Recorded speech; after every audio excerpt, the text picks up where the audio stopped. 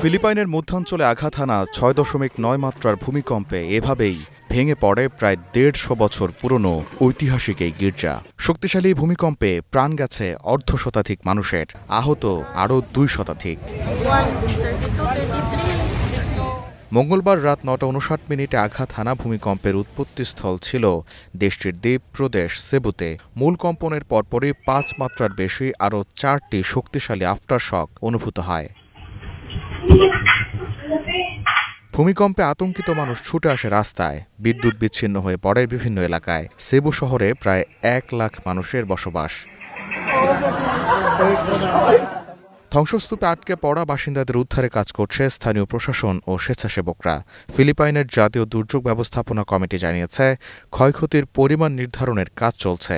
পরিস্থিতি ধারণার চেয়েও খারাপ হতে পারে এমন আশঙ্কা তাদের।